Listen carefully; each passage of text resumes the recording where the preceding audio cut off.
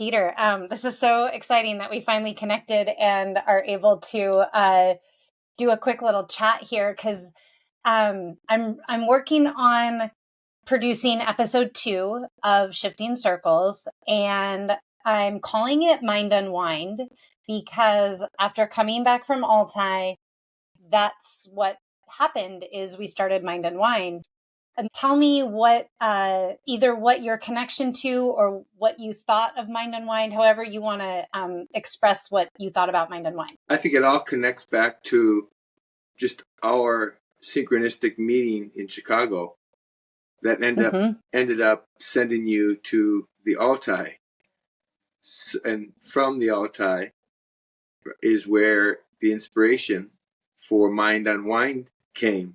So if I back that up to 3 days prior, or going to Vancouver and filming the Shifting Circles pilot, and then coming back, and on the day that I met you that morning, a woman had called me from Vancouver who wanted us to bring Shifting Circles, 2011, wanted us to bring Shifting Circles to the Altai for this amazing thing that this group has been doing for many, many years, regarding downloading the Akashic record and going to the Altai and the center of the earth. And I knew nothing of that. And I can remember, Krystal, and I know I've told you this before, hanging up the phone thinking, my old self would have said, there's no chance that we are going to be able to send someone to the Altai.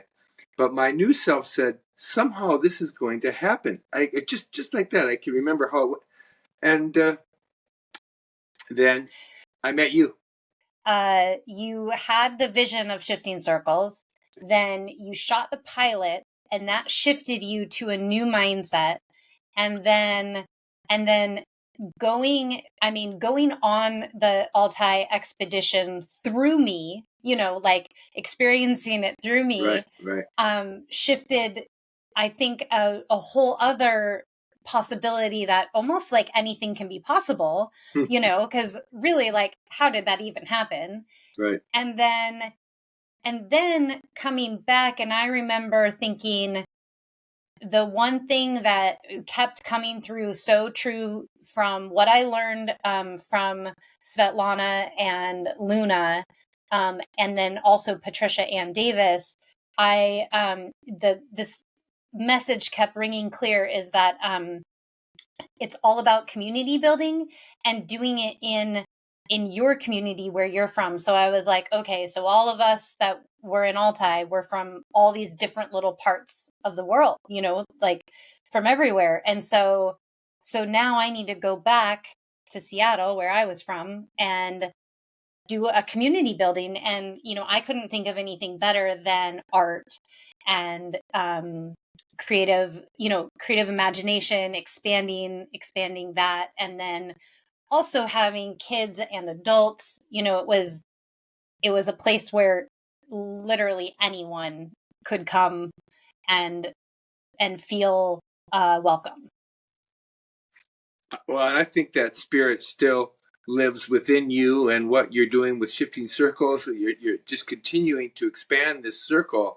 But in a way, we really do share this Altai experience that we've kept on learning about, because neither one of us knew anything about it beforehand, right? And then now that we've learned just within the last couple of years about this, the Dalai Lama sourcing the Altai as the source of their power, and the source is where Shambala, the door to Shambala, and then the Roerich, the whole Nicholas Roerich, and then yes, right, his whole escapade in the 20th century. The guy is probably one of the most mysterious characters.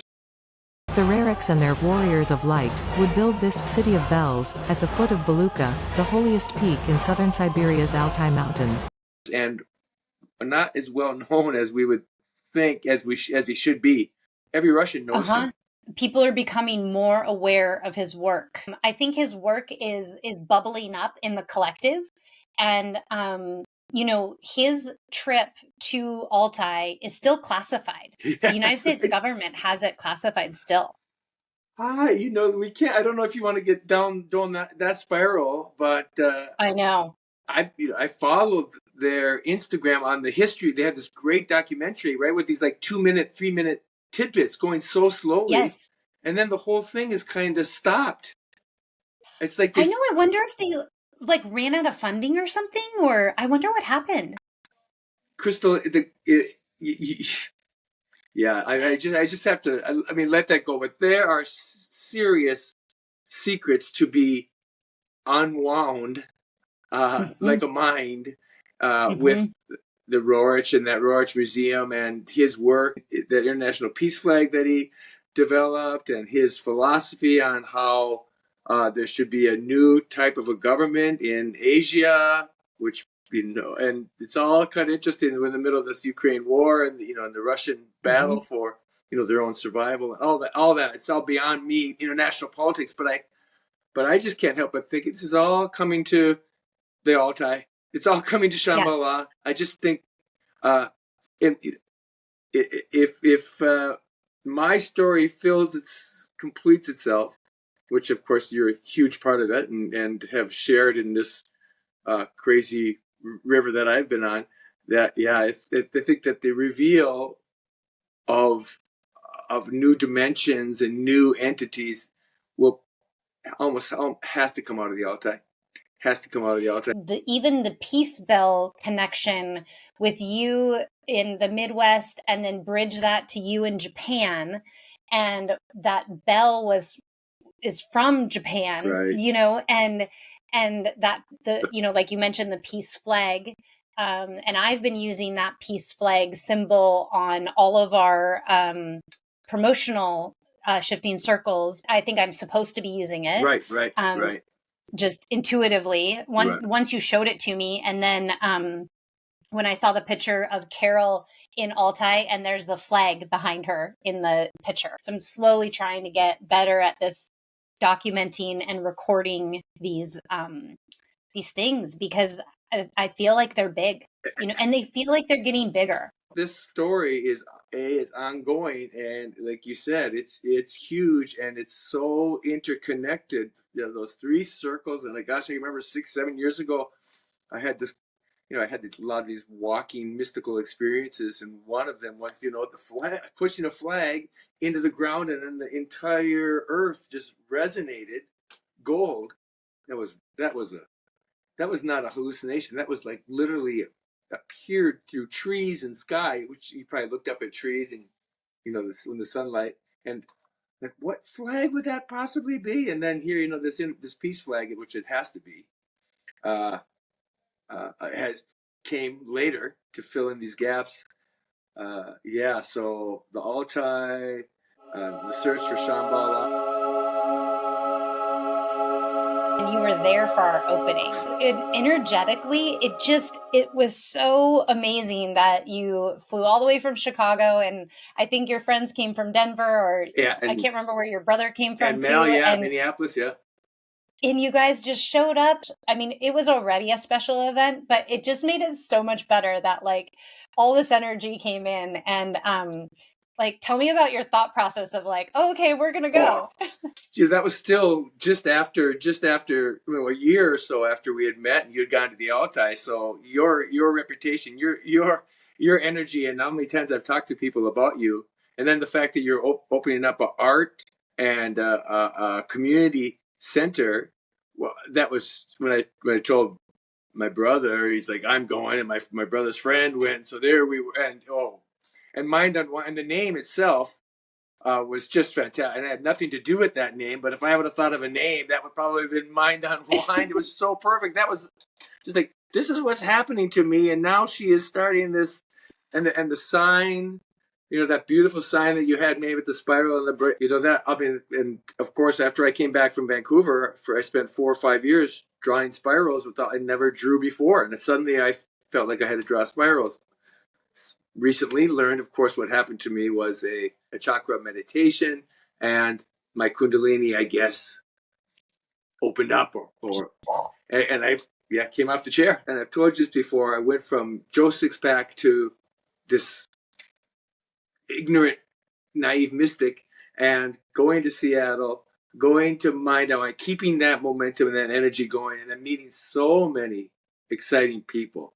I really love Seattle and the people that we met and the band. Oh my gosh, that you had. I mean, these people were a representation, a extension of you, your heart, and how you operate. To be there for that opening is one of the great memories of my life, and I'm glad that you're doing this episode, because Mind Unwind, even though it has a physical place, is no longer there. Doesn't mean in the future it won't come back, but it definitely still lives with a lot of us.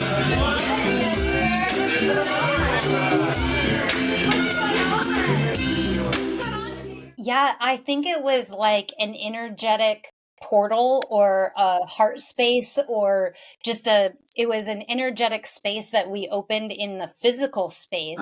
And now it's gone into the metaphysical space. And what I'm realizing when I'm talking to all the artists that were involved at Mind Unwind, and it's a lot, like, I don't even know if I'm going to be able to interview all of them. I keep looking back at pictures and I see, I'm like, oh my gosh, like some of them I don't even remember their name, like I'm trying to find emails, and this is 10 years past, and but I'm realizing that everyone I talk to has synchronicities or connections that they made there, or a thought process that being there helped them with. Wonderful. Somehow Mind Unwind helped everyone that entered that space, help them shift in some way.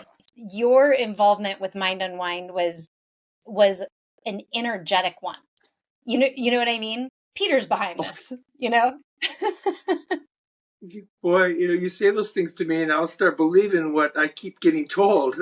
If you have any negativity, you got to write it down and, get rid of it. And I realize I don't have negativity, but what I do have to overcome is my resistance to my true self. And maybe we all struggle. But I was kind of a breakthrough for me that I don't really express how much love that I have for the world, for all things, for the magic around us, the illusion of reality, and the obvious. To me, it's become obvious. This like presence of the other, whatever you want to label it, and so many other entities that can be, again, another manifestation of this other, all for our mental spiritual growth here, as a moment in our eternal life as spirits. This place here is such a brief experience in an eternity of I am, of we are, and that I wish I could communicate more. I wish I could move away from.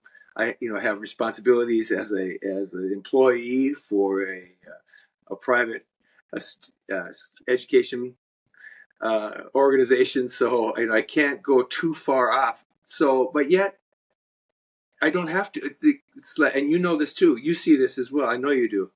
That like within the last even 2 years, it just continues to spin around part of what we did together, part of what Mind is created, and what you're continuing to create. This is, we have created a reality that is becoming very real, very logical, very this happened, this happened, this happened, this happened. It's guiding us right to. I'm stopped at Shambala. I'm not completely sold on Shambala, but I don't have the next. That's just where I'm stopped, and that's good enough for me. I think it's because peace. Like Shambala means peace, and I think inner peace is the ultimate goal, maybe. At least, when I think of like what, like, why am I doing Shifting Circles? Why, like, this is a lot of work. Like, it's, it's not easy. It's not easy it's like herding cats trying to get all these artists, to do interviews and working with energy workers is can be also difficult, because we're all in our own world, and we're, like, everyone kind of spins at a different frequency and a different vibration. And I feel like that inner peace is like what I remember Svetlana said, that people come to Altai looking for the gates of Shambala, and they are disappointed when they don't see a physical something. And it's because it's not physical. Right. Like it's in our minds, it's in our being, like, as human beings, it exists in us. It's just been, I think, programmed out of us. That's kind of why I came up with the name Mind Unwind, because our minds are conditioned, and I wanted to, like, move back to the remembering of what was the core, the core of our beings, art and music, and all the things, community building, connecting with other people, relationships with people. I think all of those things can get you to that inner peace. I think shifting circles is just a way for us to illustrate these really difficult things to talk about. I just saw a post about geniuses and testing children for genius levels, and like 90% of 5-year-olds test as genius problem solvers, and by the time they're 22, it's down to 2%. Thank you, education. So Yeah. when you say, and right, and this is, and I've heard that before, as Shambala is, not a physical place, but it's a place within us. And the reality, of course, is, I think all of reality is the same. But we have the story about reality that makes this seem so real to us, right? But if we had a different story about Shambhala, perhaps the way that our minds work, that we and other dimensions, if we were embedded with, oh, you should be able to see the spirits, you should be able to experience the spirits. I mean, come on, this is how you do it. This is how you do it. At 3, 4, 5 years old, what would open up with our imaginations? Because in a way, reality was proven in quantum physics. Proves that. I mean, this is really emptiness coming at us in just light and energy, and we're filling, our brain is filling in the gaps. But boy, we miss a lot, and we're missing a lot. And I think the children know, and maybe people who have their mind unwound know that spirit, that feeling when you're with friends, when you're doing something, when you're bringing people in and you're working together on, or now playing together, not working, playing together to do something. There's a warmth that seems so familiar to us and so right as humans, and we've lost that. And I think what you do with shifting circles and with Mind Unwind, is trying to remind people that this is our peace, this is our heart when we are together. That is something that I think we've lost, is that playing. And I think I'm going to, instead of saying that I'm working on shifting circles, I'm going to say I'm playing with shifting circles. Because that's really what I am doing, is I'm playing around with with these concepts, and then throwing them out at you, or throwing them out at whoever I'm talking to, and then seeing what comes back, what manifests from it. And it's all a play. This isn't work. Right. And when a minute it becomes work, time to move on or change direction. Yep. Amen.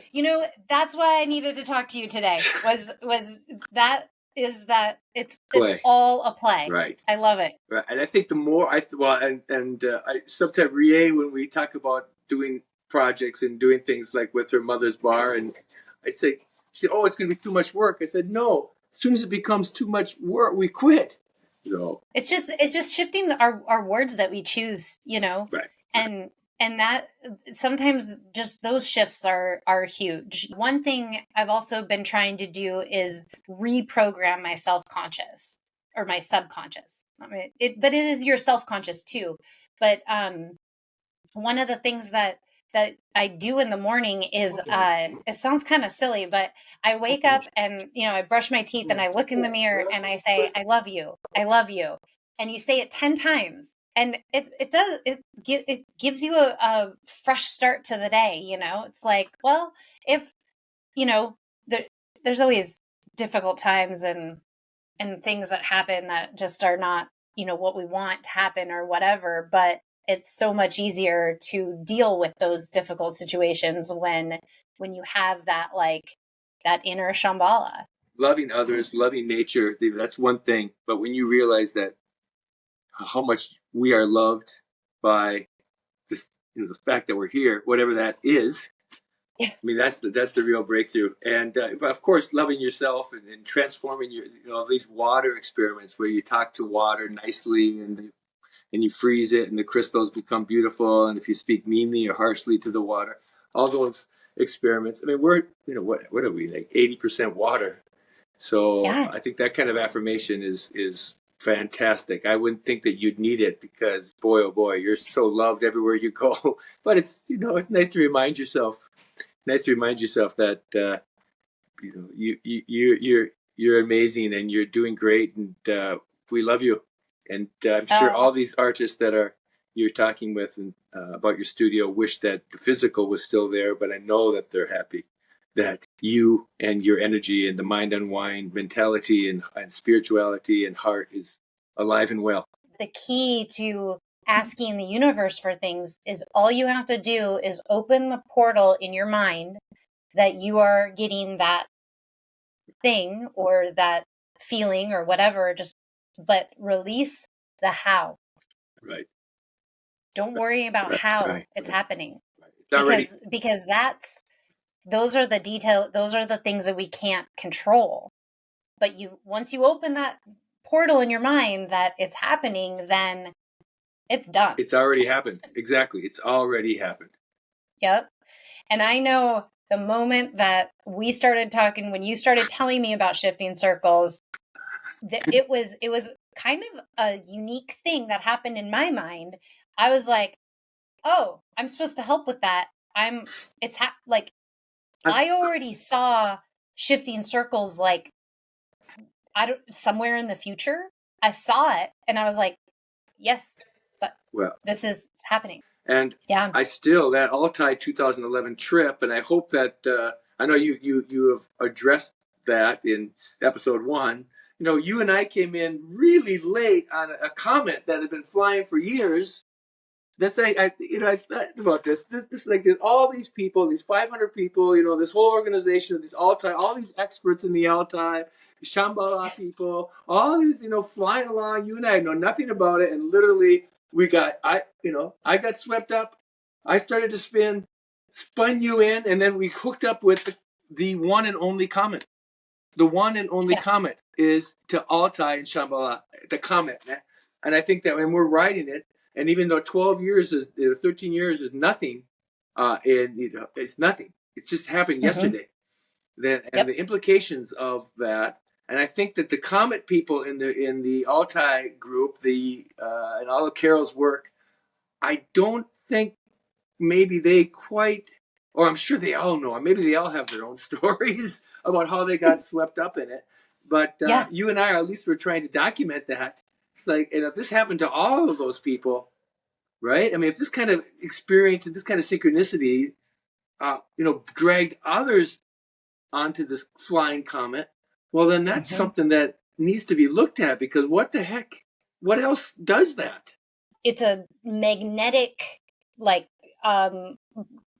pull or force or power. I don't know exactly what it is, but it does feel magnetic to me. Right. And it feels like once you're pulled by it, there's no going back. Right. you can't unwind yourself from that. No, you can't. You can't separate yourself. I mean, could you imagine reality without having gone to the Altai? Could I imagine reality without having, this? I just wouldn't even be the same person. Right. I would, I don't know what I would be or who I would be but I know that my experiences in the Altai triggered something really deep in my soul, and it made it so that all I really want to do is help. It's like I just want to help. I just want to. I want to. I see these things, and I see the energies moving, and especially in where the world is right now, it feels like things can get pretty heavy sometimes. And one of the things that I've been doing that I call it an energy reset is I just go somewhere, I smudge, I use my smudge sticks, I use sound, I just being there, but I kind of shake up. Kara and I were calling it like a spiritual earthquake. You just kind of shake it up a little bit, get that dense energy moving. And then that's how we're gonna, because we got to move through the density, the darkness of the world. About 3 years ago, I draw tables, and then I started drawing books, and then making up titles of books, not writing the books. I never write the book. And one of the books, I was looking at a drawing of it. It's called Mind Quake. Mind Quake. And when you say like earthquake, literally what we need is a mind quake. I actually think the planet needs it too. Look at how many earthquakes we've had in this last year and a half on the planet. The planet is shaking out the denseness as well. Like she's just as alive as we are, and we're all, just doing our part. I wrote, if the earth is happy, maybe we're happy, and vice versa, right? So, right, and why wouldn't it be? I mean, I live next to the ocean, as you know, and I watch the tides move in and out. Like, well, wait a minute, this happens twice a day. How can that? I mean, I'm 70% water, or whatever it is. I mean, how can that not have a massive effect on me? And right, we just don't even. We ignore it. Water is so much more than we know. It holds its own consciousness. Yes. Right. I mean, there's like, we're like, we're kind of like little supercomputers that like roam this planet, and the planet is like this electromagnetic grid, and we're just all like plugged into it, and that's where people, I think, where things like, depression or off balance, things, sickness happen when you're not connected. You lose that connection to the planet.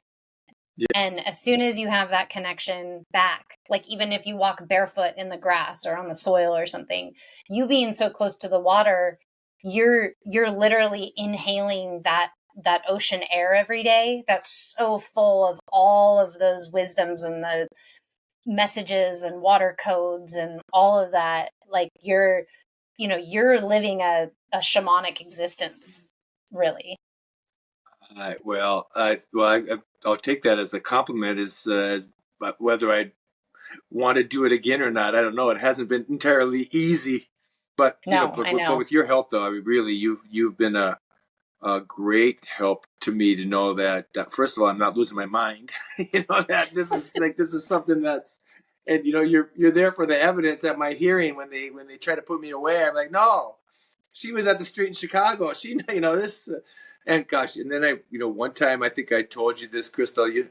This is strange stuff, but I was walking with Mitch again, months later after the Altai, and literally there were 6 times that I had mentioned you in a conversation, and 6 times birds showed up, and it was just like when I mentioned you, a bird showed up. I was like, wow, that's interesting. Look at that, Mitch. And Mitch, well, that's kind of cool. 6 times, but the last time, Krystal, I said to Mitch, this has just been nuts. Just mentioning and thinking about Krystal and her energy, and then I just move my finger, and then a bird shows up. And literally, when I moved my finger, there was a shadow of a bird that tracked. And Mitch was like, "What was that?" It was so. I mean, so that's how I feel about you. And I've got other experiences as well. Connected to birds, really, with you and Bird. And Bird are definitely a strong connection in my, and of course, the ultimate. Boy, I didn't just put this together again. While you were in the Altai, when the bird pooped on my head, Yeah. right? After seeing the Dalai Lama magazine, after having that vision of the lion being in trouble, bird poops on my head, I stop on the street. The guy selling CDs said, "Man, that bird acted like he knew you." And I remember I looked at that bird before he flew. And he came across the street, poops, and I stand right upon a griffin lion tag. You know, I mean, that is happening while you are in the Altai. And I didn't mean it, 2011 didn't mean really a lot to me. I was just like, wow, that was really bizarre. What I notice is that things that happen, like while it's happening, I'm like, oh, that's interesting. That was surprising or something like that.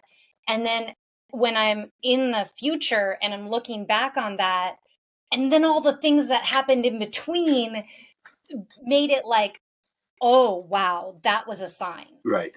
Right. And I think those signs, because I used to follow the bird poop trail. Right. I mean, I would go along, and every time I'd see a picture or that I thought it looked like a picture, I'd take pictures of, I have albums of bird poops on my phone. It's like, come on, I can't have a bird poop moment while you're in the dang Altai. I mean, how does that, right? It's that frequency. It's the vibration of the magic, The play of it all. It's the play of it all, I think. And it's also a confirmation that, whatever we do, it's going to work. And whatever you do is going to work. I just, we're just, one way or the other, it's going to work. And I just cannot not see this taking off. And I don't know, what will be the final, breakthrough for you. Right, like the tipping point. I wonder that too. I know I had a really, really distinct dream. I've been working with Kara and Patricia to like make these video shorts for Patricia's teachings.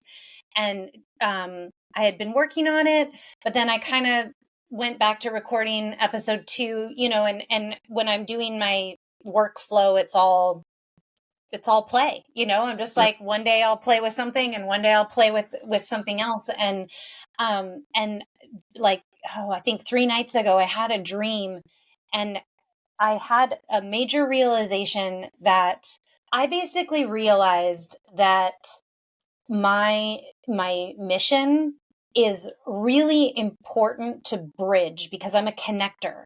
And so I need to bridge these teachings that these people have that I've come across, and I need to bridge them with more people, like spread the net as wide as we can. And I know we've talked about it before, but there was something really, really powerful with it. And when Kara had said to do bite-sized pieces of her teachings, I was like, I should do 12. I don't know why 12 popped in my head. So I woke up from that dream, and I had only gotten to number 9. I hadn't finished the production of all of them. I'd sort of stopped. Right. Well, that morning I woke up, I looked on the calendar, and there were literally only 12 weeks left in 2023. 12. And if I posted the first one that day, it was a Sunday, and today's Tuesday, so this is like 4 days ago, and I was like, I'm supposed to post these every Sunday for the next 12 weeks to finish out this year, because it's Patricia's gift of peace. That's her peace offering. Her teachings are the roadmap to Shambala. And it was so clear in this dream of what I was supposed to do. And then counting the 12 weeks, I was like, this cannot be a coincidence. Right. I have to follow this sign. Right. I have them all scheduled on YouTube. They're going to launch every Sunday for the next 12 weeks. It feels like the right timing. And that's what I'm doing. I've never thought she's doing something she shouldn't be doing. Since I've known you, I've never thought you're always doing exactly what you are to be doing.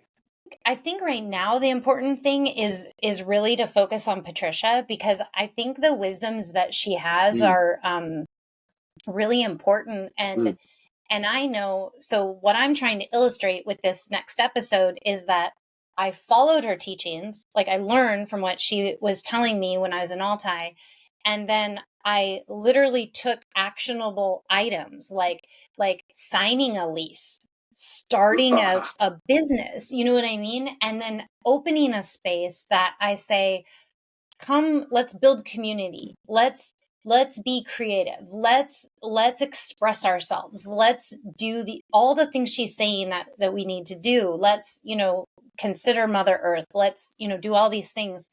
And so I'm trying to illustrate that if you do live in that way that she's teaching, all the magic that can happen, because it's a lot of magic.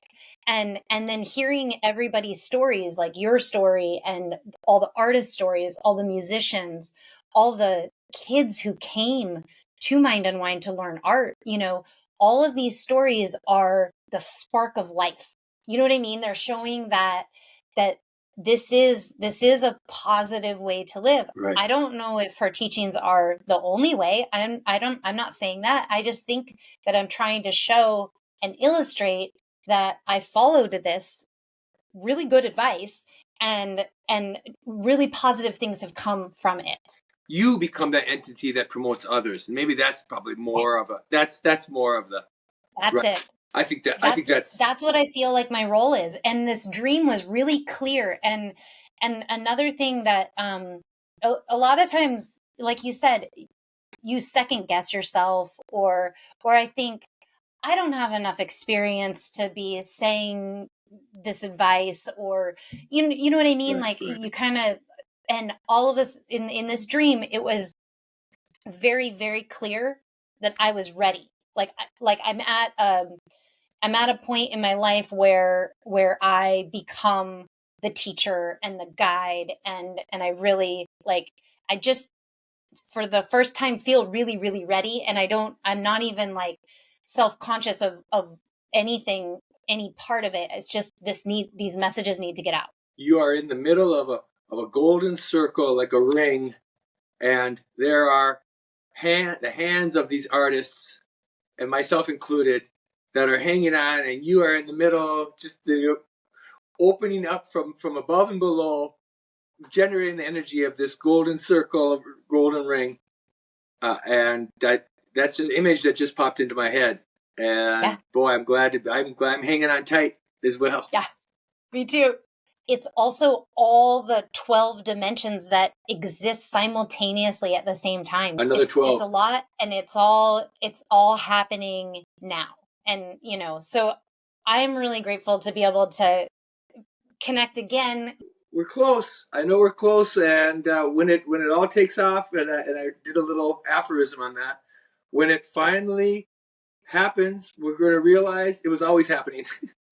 Yep. It was always happening. It's like, I can't believe that happened. Wait a minute, no, this is always. So I think it's just everywhere, and we're brewing, and the magic is. I still get excited. I still, almost recreate that feeling of the chakra meditation where I'm just like, there's some kind of a magnet. I like what you said too about the magnetic pull. And maybe that's part of it, I guess, how it can sweep, the Altai can sweep people up, including the Dalai Lama, and source their power and have a little bug land on me. We're on the comet, and we're aware of that we're on the comet. I'm not sure that the people who are also driving the comet are even aware that they're on a comet, but we got swept up, and we're aware of being swept up. And I think that's, that's about as much as we know, is that we got swept up to go to the Altai and Shambala.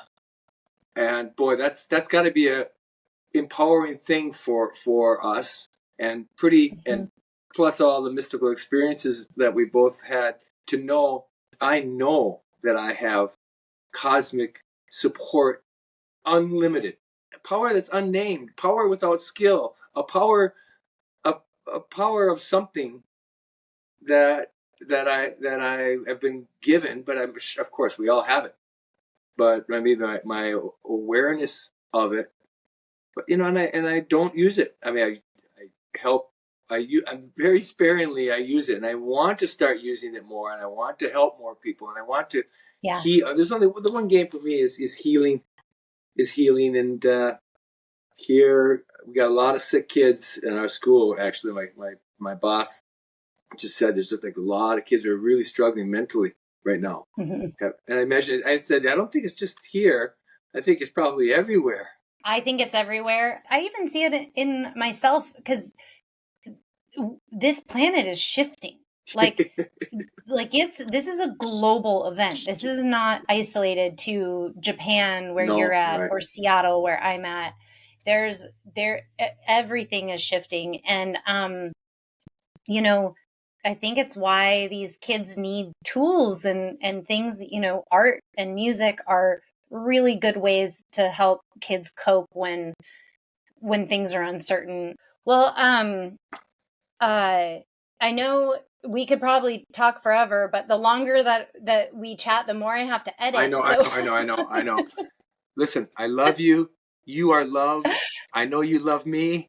I am loved. I love you, Peter. Shifting circles. You said, everything is shifting, and I still think somewhere along the line, it's people are going to say, "What the heck have you guys been doing?"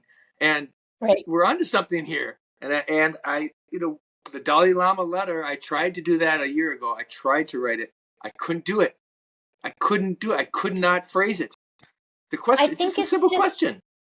It's just too soon, Maybe so. because everything happens in the timing that it's supposed to. Right. That interview I did with Patricia, I did in 2020, October of 2020. And now it's October of 2023. Right. And I'm basically just releasing it now. Right. It's just when the time is right, we'll know it. Right. And when enough people are ready to hear our messages, they'll know it and they'll hear it and they'll watch Shifting Circles. When is it? I don't know, but we exist in this like cosmic time frame where time doesn't exist on a human level like it does for everyone else. So, and I am ready, and I'm getting close, and Rie is getting close. So, let's just keep on, and I think very soon I'm probably gonna come see you again in Japan. I don't know. Can't wait. Exactly what's going to open up, but I know there's things in the works. Please say hi to Rie for me. I will do. Okay, talk to you soon. And when something's happening in Japan, I'll let you know and give you a reason to come so we can make a yes. Because yes, but it's got. I think it'll happen soon. Okay, great. Love you. Okay, all right. Bye-bye. Bye.